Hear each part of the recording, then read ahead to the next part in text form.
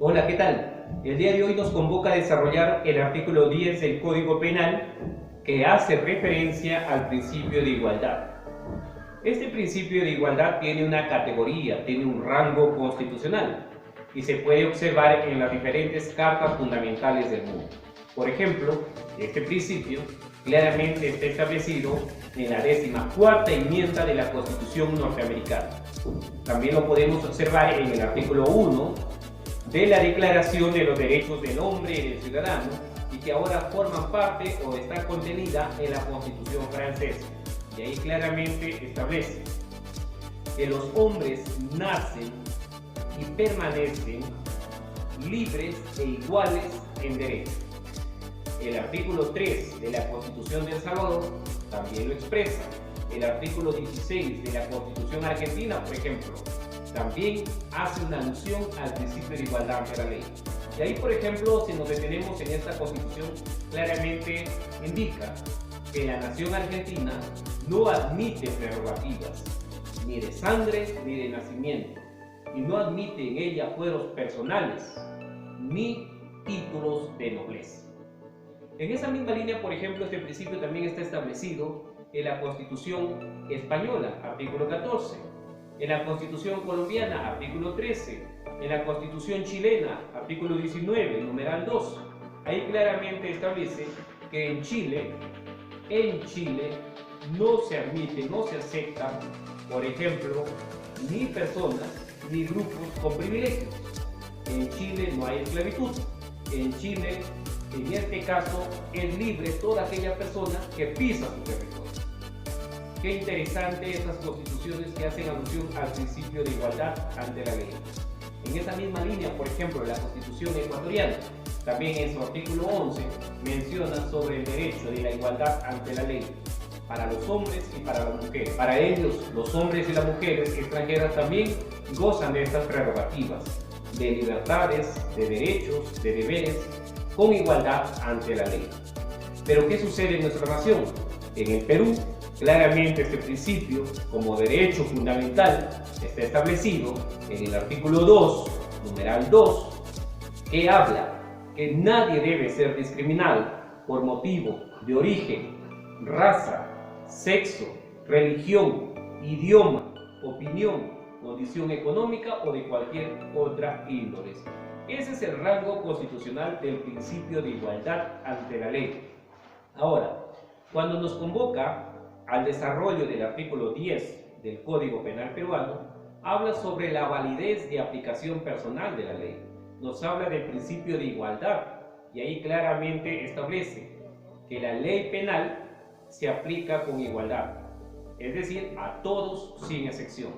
Y también indica ahí que las prerrogativas que por función o por cargo que se le reconocen a algunas personas habrán de estar taxativamente previstas en la ley y en los tratados internacionales. Como se puede observar, este principio tiene dentro de nuestra nación un rango, una línea legal que nos permite qué hacer, qué no hacer, cómo aplicarlo, y también tiene una base constitucional.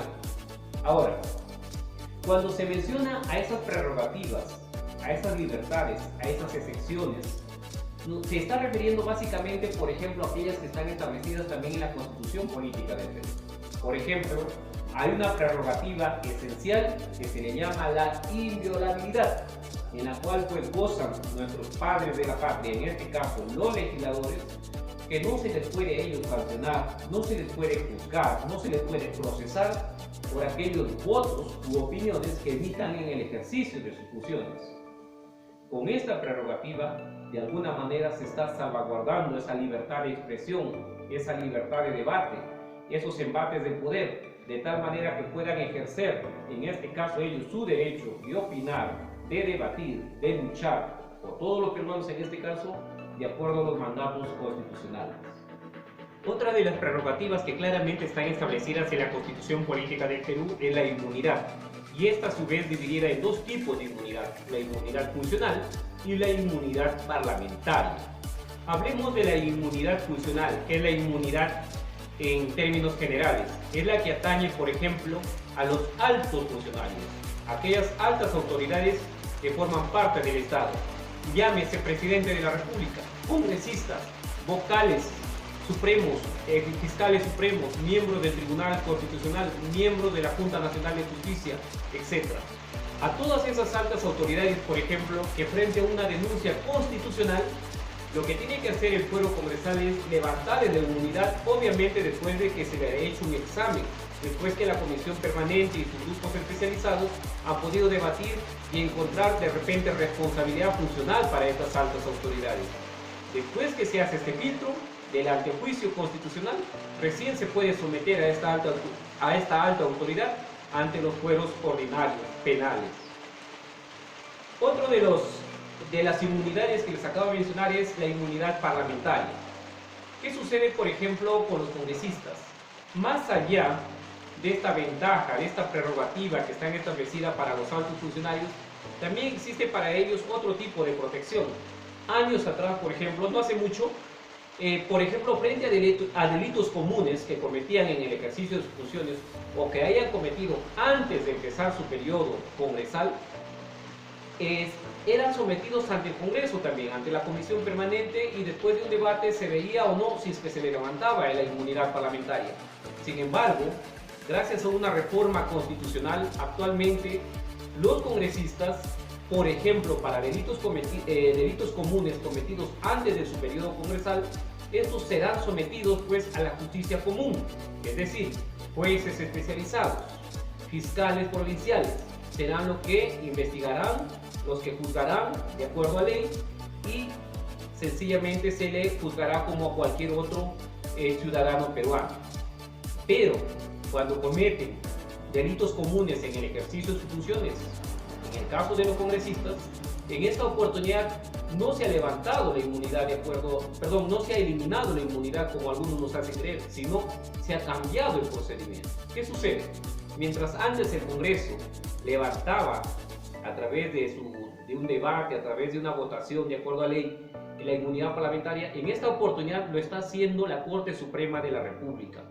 Estas son las excepciones para estos altos funcionarios del Estado respecto a lo que establece también el artículo 10 del Código Penal peruano. Finalmente, también se habla de una inmunidad diplomática internacional. Por ejemplo, son aquellas en las cuales ciertas autoridades, ciertos miembros que pertenecen a otras instituciones internacionales gozan de este privilegio. Por ejemplo, los mandatarios, los presidentes que vienen, que permanecen unos días de repente en nuestro país, ellos están exentos de las leyes nacionales. En ese mismo sentido, se le alcanza esta prerrogativa, por ejemplo, para los miembros de su comitiva, para sus familiares.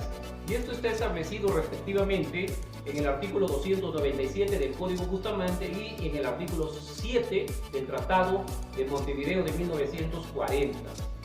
De la inmunidad diplomática también se puede hablar. En este caso, por ejemplo, para los miembros de estas diplomacias, los miembros consulares, etc., para los trabajadores, para los empleados extranjeros, para los familiares de estos miembros diplomáticos, también gozan de estas libertades, de estas prerrogativas, de que no sean juzgados, por ejemplo, con la aplicación de la ley penal peruana.